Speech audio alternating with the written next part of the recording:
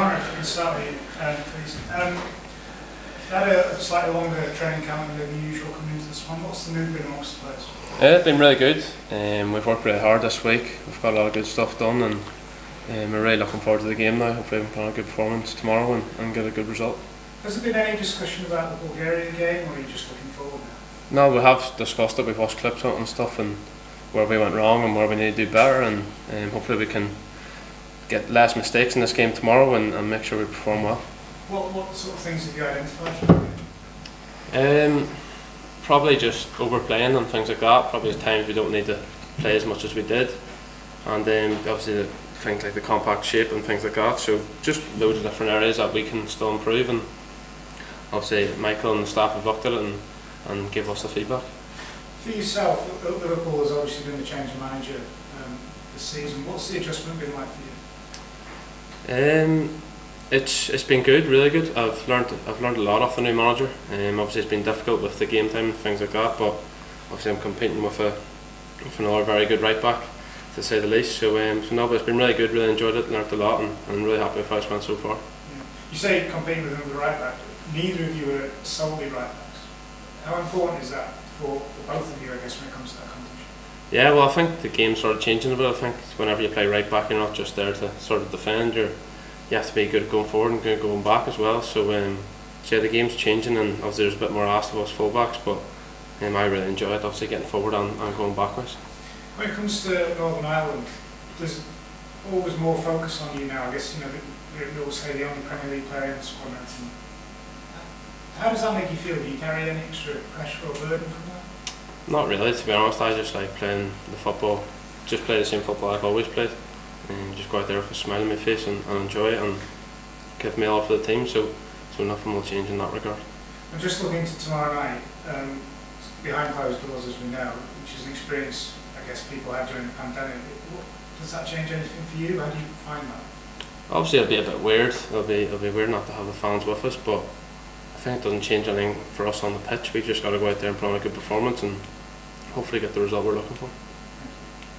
Michael, first of all, are there any injury updates, any changes to the squad? No, Ethan Galbraith went back to his club on Thursday. Unfortunately, he came in with a foot injury that prevented him playing for his club on Saturday, and it just hadn't really healed. We'd hoped that, realistically, we thought he might have been an option to be available for the second game, but it wasn't possible. And also we've a doubt about Ross. Ross will not be fit for game one, but he has a chance of being fit for the game on Tuesday night.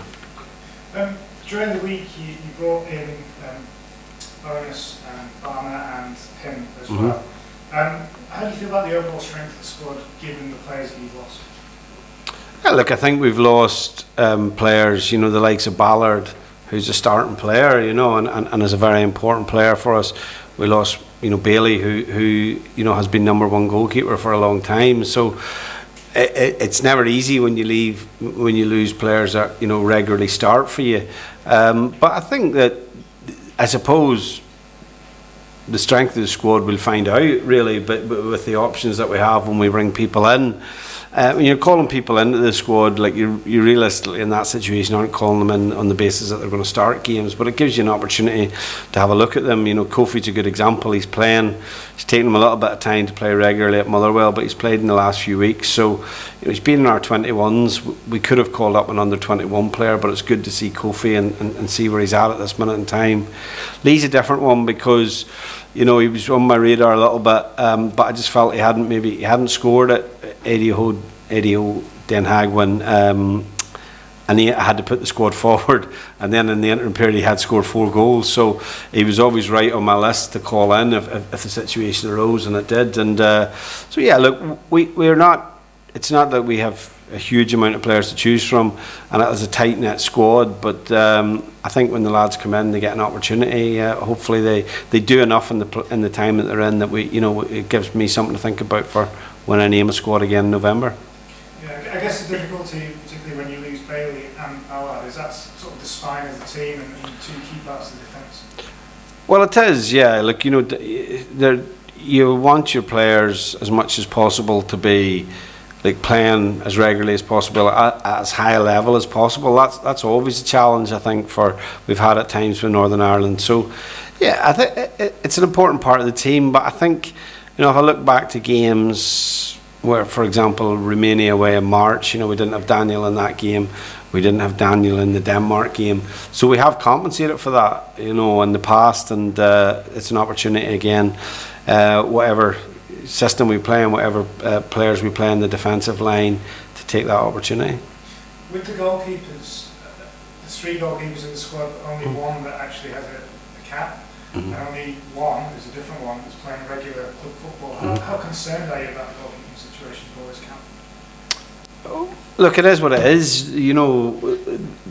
Unfortunately, when you lose a goalkeeper, as Bailey has been, consistent number 1, whoever you put in will be relatively inexperienced. That's just the nature of it. So we can't really address that. It's very difficult, in our situation to have, and we're not alone in that. I think, if you look at Scotland, for example, they have a goalkeeping situation at the minute as well. So we've lost an experienced goalkeeper who in this camp would have probably got to 50 caps.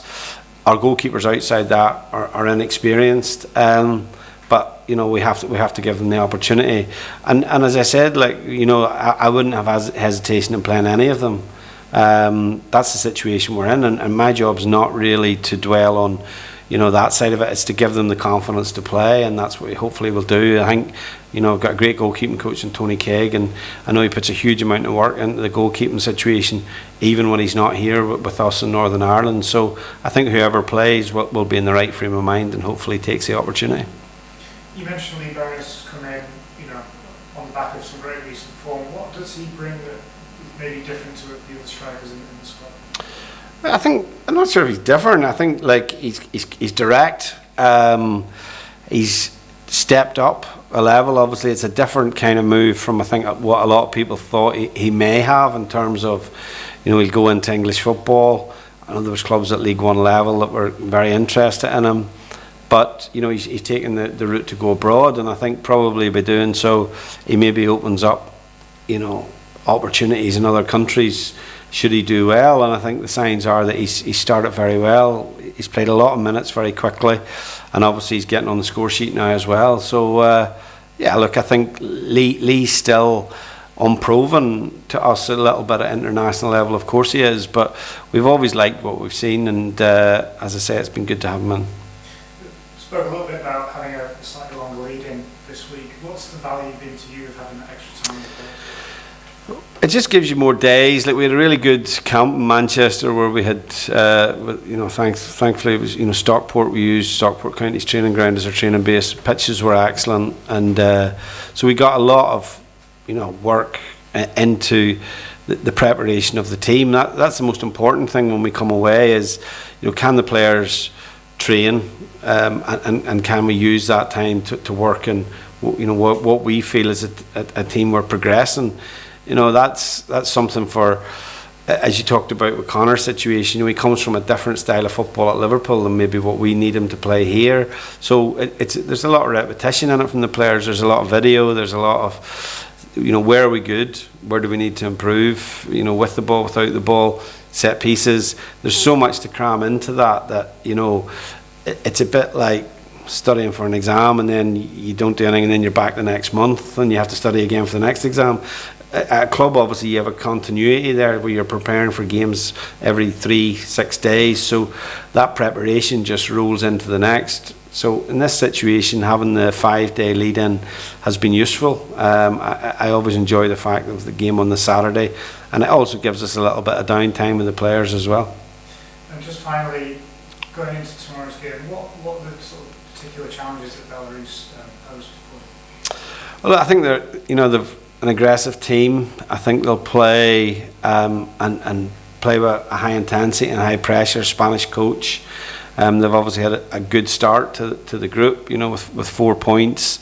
And look, we can't claim to know all their players individually that well. They play their club football in more obscure places than maybe a lot of our lads do. But I think they've proven that they're capable of getting some good results. They did that obviously in the previous qualification campaign. and they've done that, you know, over the friendly games that they've played. I think at this level, you know, the teams that you compete against, there's very little in terms of between the teams.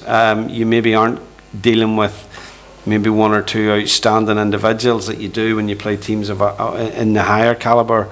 So look, this is a good gauge for us in terms of our progression, because these are the difficult games. I always feel a nation like ourselves, you know, as we talked about previously, these are the games in the past that have tripped us up a little bit in terms of when we've gone into a qualification phase, and it's, you know, we're not maybe seen as the underdogs, where obviously in a lot of situations we will go in as a smaller nation. So that's the challenge, I think, for the boys as well, and to understand, you know, where we are as a team and how we're progressing as a team as well.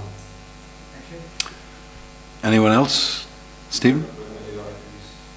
Right, just Michael, just so you know this, Ian, Conor is going to be the captain tomorrow, so you may want to ask him another question. See, I've stopped asking you the captain's Yeah, so. in that case, Conor, first of all, congratulations. What does that mean to you? Thank you very much. Yeah, just very proud. Obviously, it's going to be a really good night, and hopefully we can cap it off with a win as well to make it a special night. When did you find out? Earlier on today, just so yeah, Michael told me. So yeah, just was really happy and proud. So have you had a chance to tell family and friends yet? Yeah, just my mum and my girlfriend. So yeah, just them so far. Yeah. Yeah, I presume that they were very proud of you. Yeah, they just said they were proud of me, and just a massive well done and stuff like that. So so now I'm really happy and can't wait for tomorrow night. Congratulations. Thank you very much. All right, thank you.